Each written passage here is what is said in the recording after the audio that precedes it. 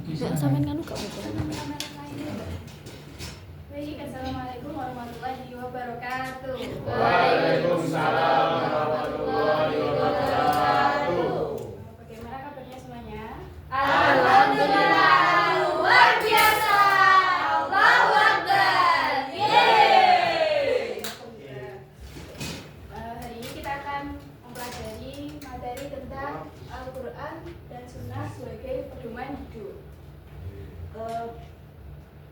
Di sini ada yang tahu apa sih Al-Quran itu? Kitab suci agama Islam. Kalau hadis, sumber Hadis itu perkataan Nabi. perbuatan atau perbuatan. Ya, pokok Nabi. baik, tahu kan Juli ya. Jakarta naik sepeda. Lupa untuk sarapan. Hidup bermakna. Sebagai pedoman. Yang kedua, siang-siang pergi ke taman. Hari Minggu diam di rumah. Dengan Al-Quran hidup akan aman. Dan hadis hidup akan berkah. Masya Allah. Dari kalimat tersebut kan tersirat kenapa kok Al-Quran dan hadis itu dijadikan sebagai pedoman hidup. Baik ya, sebelum kita membahas lebih dalam lagi, kita explain dulu aja ya. Iya. Berdiri boleh? Boleh. Ini sudah tahu semua yang kemarin. Tepuk fokus dulu ya, biar fokus nanti belajarnya. Melihat, mendengar, Mendengar, fokus.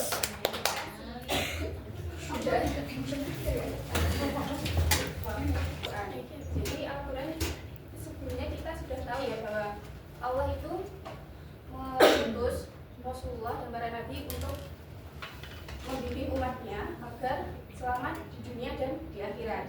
Dan kita tahu siapa Rasul yang terakhir? Nabi Muhammad SAW. Ya, jadi Rasulullah SAW adalah Rasul terakhir yang diutus Allah untuk membimbing umat manusia dengan membawakan ajaran Islam.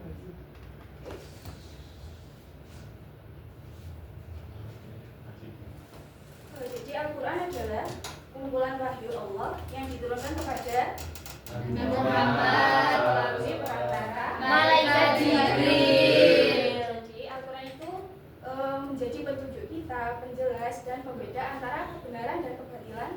Dan lalu Al-Quran itu turun dengan pesan dan ajaran yang bersifat universal, artinya masih umum, bersifat umum. Jadi di sini hadis memiliki peran yang penting untuk memberikan rincian dan penjelasan dari Al-Quran tadi. Kemudian seseorang yang beriman kepada Al-Quran jadi harus percaya bahwa hadis itu merupakan sumber ajaran Islam yang kedua setelah Al-Quran. Hadis tadi itu apa? Perkataan, perbuatan, penetapan sifat jasmani atau sifat Nabi Muhammad. Jadi Al-Quran dan hadis memiliki peranan yang sangat penting untuk menjadi pedoman dan pedoman kita dalam menjalani kehidupan. Selanjutnya yaitu terdapat beberapa fungsi hadis. Yang pertama yaitu bayan al-takrib, terus bayan al-tafsir, dan bayan al-tashrik, yang terakhir bayan al-nasar.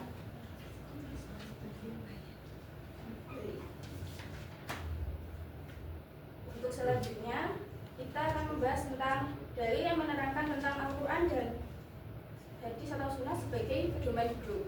Jadi di sini ada di materi ini ada dua ayat, yaitu yang pertama Quran surat An-Nisa ayat 59 dan Quran surat An-Nahl ayat 64. Yang pertama kita akan bahas tentang Quran surat An-Nisa ayat 59.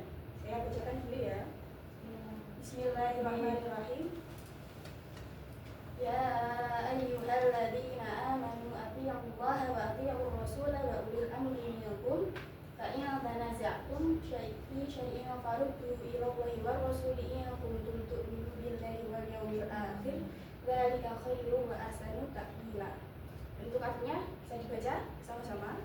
Artinya, wahai orang-orang yang beriman, taatilah Allah dan taatilah Rasul Muhammad dan ulil amri, pemegang kekuasaan di antara kamu. Kemudian, jika kamu berbeda pendapat tentang sesuatu, maka kembalikanlah kepada Allah, Al-Quran, dan Rasul sunnahnya. Jika kamu beriman kepada Allah dan hari akhirat, yang demikian itu lebih utama bagimu dan lebih baik akibatnya. Quran Surat An-Nisa ayat 59. Terima kasih. Untuk tujuan belajar ini kan kita juga harus bisa membaca sesuai dengan pembacaannya. Saya boleh minta satu anak membaca surat An-Nisa ini. Setuju ya? Bismillahirrahmanirrahim. Ya ayyuhalladzina amanu atiiullaha wa atiiur rasula wa ulil amri minkum. Fa in tanaza'tum fi syai'in farudduhu ila Allahi war rasuli in kuntum tu'minuna billahi wal yawmil akhir. Dzalika khairun wa ahsanu ta'wila. Masya Allah. Jadi kenapa surat ayat ini dijadikan dari Al-Quran dan jadi sebagai pedoman hidup? Karena kandungan dari Quran surat An-Nisa ayat 59 itu ya adalah yang pertama itu menjelaskan untuk kita harus patuh dan taat kepada Allah, taat kepada Rasul, serta taat pada ulil amri. Taat kepada Allah adalah mengikuti ajaran Al-Quran, sedangkan taat kepada Rasul itu melaksanakan atau mengikuti sunnah-sunnahnya, dan ketaatan kepada ulil amri yaitu mengikuti ketaatan baik pada pemerintah maupun para ulama. Setiap muslim itu harus menaati perintah dengan mengamalkan ajaran Al-Quran, melaksanakan hukum sesuai dengan Al-Quran meskipun berat dalam pelaksanaannya. Misalnya kita kan disuruh untuk sholat, tapi kan kadang ada kan kalau misal mau sholat males, jadi Batal. kita disuruh taat pada Allah dengan menjalankan perintah-perintahnya. Kemudian untuk ajaran dari Rasulullah sebaiknya kita lakukan. Karena apa? Karena Rasulullah itu sendiri yang diutus oleh Allah untuk mengajarkan agama kepada kita semua. Dan seorang muslim yang baik itu juga harus taat kepada para ulil amri selama kebijakan mereka itu tidak bertentangan dengan Al-Quran dan baik.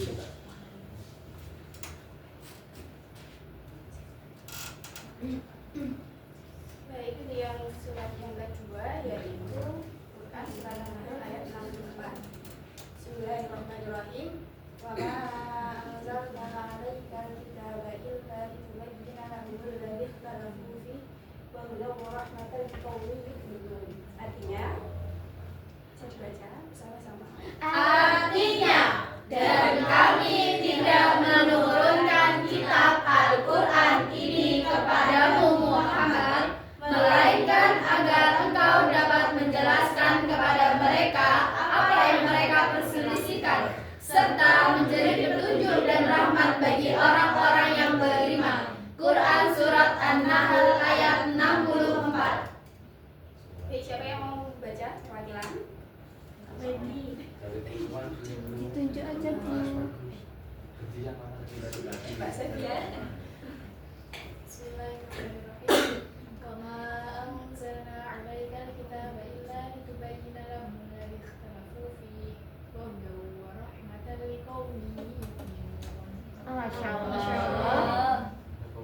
Jadi untuk kalian dari surat An-Nahl ayat 64 ini adalah pada ayat ini Nabi Muhammad kan diperintahkan oleh Allah perkara agama. Penjelasan yang dijelaskan akan menjadikan manusia dapat membedakan perkara yang benar dan salah. Al-Quran menjadi tuntunan menuju jalan yang benar dan menjadi rahmat bagi kita semua orang-orang yang beriman. Jadi kedua ayat tersebut itu menjelaskan bahwa Al-Quran dan hadis menjadi sumber ajaran dan pedoman dalam menjalani kehidupan. Al-Quran berfungsi sebagai pedoman dan sumber dasar, sedangkan hadis berfungsi memberikan penjelasan atau rincian, yaitu dengan menjelaskan makna ayat atau memberi bimbingan untuk berperilaku sesuai dengan tuntunan Al-Quran.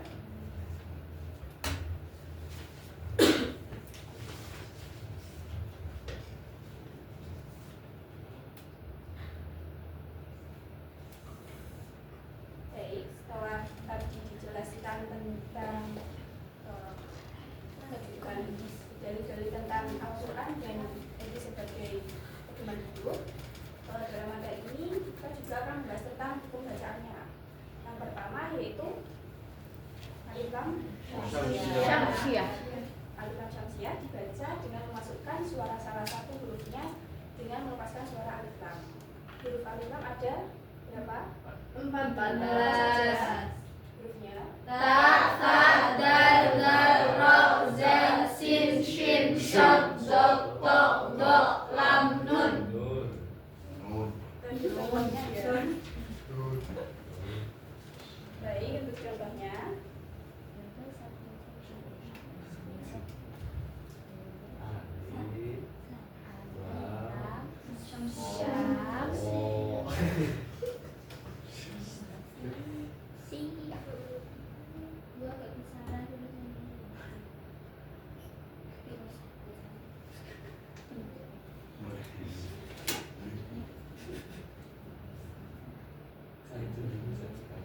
contoh yang pertama itu alif lam bertemu huruf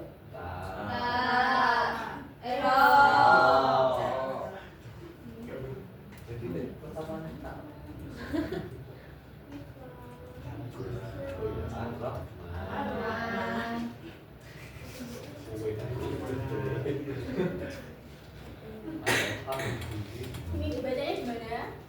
Ar-Rahmani.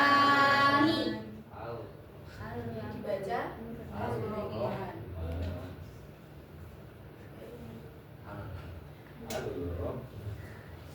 Jadi cara membacanya Al-Rahman ya, bukan Al-Rahman. Al-Rahman. Salah ya. Lalu yang kedua, alif lam bertemu huruf Dal. to. Sin.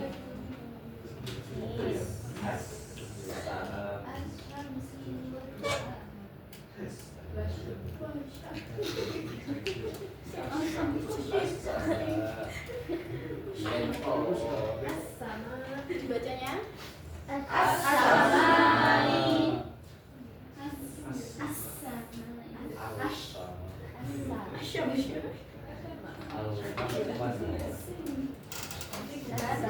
Bukan al-sama.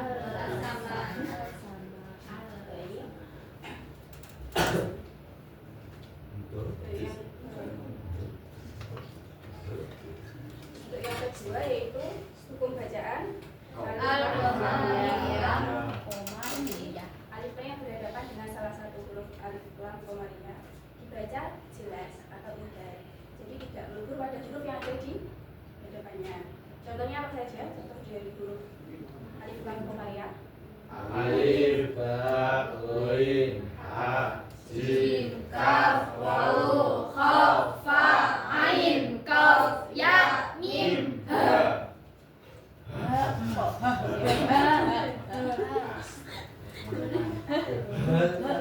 ya.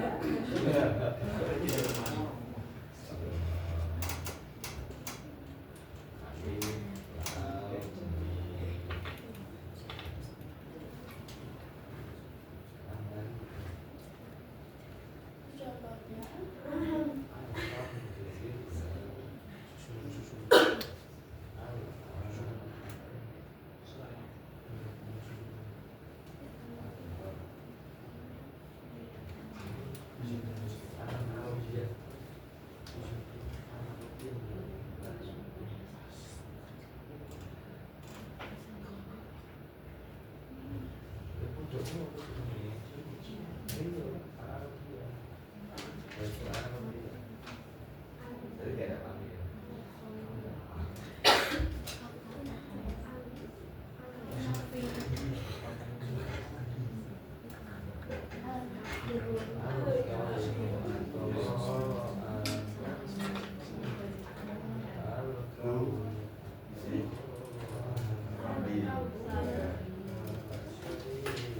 Ini bacanya gimana?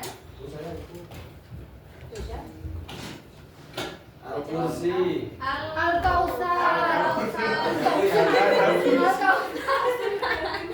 Gak kelihatan Bu dari sini. Iya Bu, nggak kelihatan Bu.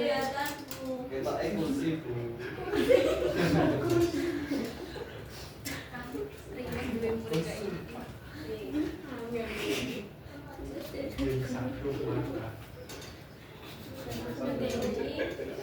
Tadi beberapa penjelasan tentang Al-Quran dan Sunnah akan jadi sebagai pedoman hidup. Baik untuk selanjutnya kita saya bagi kelompok boleh? Boleh. Pasangan aja ya dua. Belum punya mas. Sekolah masih. Nanti kalian sama pasangannya berkelompok berdiskusi tentang bagaimana kedudukan hadis terhadap Al-Quran, kemudian mencari contoh hukum bacaan Alif Lam Syamsiah dan Alif Lam Qamariyah pada Quran Surat An-Nisa sama Quran Surat An-Nahl ya. Nanti kalau sudah maju terus ditulis untuk contohnya. Mencari hukum bacaan Alif Lam Syamsiah sama Alif Lam Qamariyah di dua ayat tadi ya. Sama kedudukan hadis terhadap Al-Quran tadi. Makanya bisa dipersingkat ya.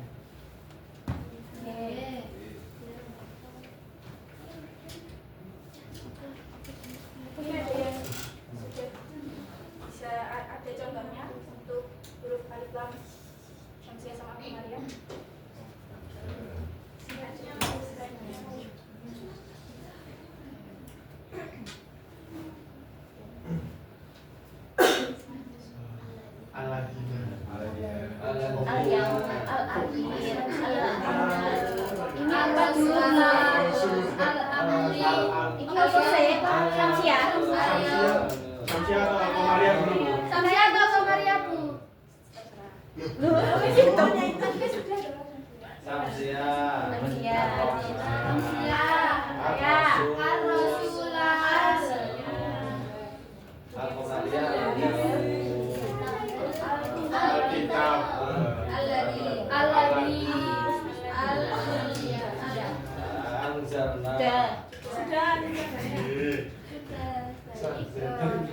Jadi tadi sudah membahas tentang apa itu Al-Quran dan jadi sebagai pedoman hidup.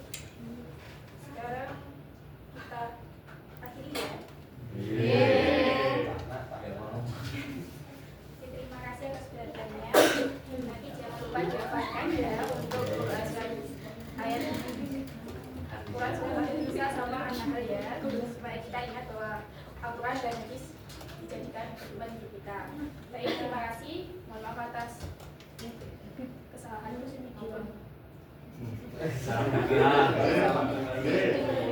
Kurang lebihnya. Terima kasih. Wassalamualaikum warahmatullahi wabarakatuh.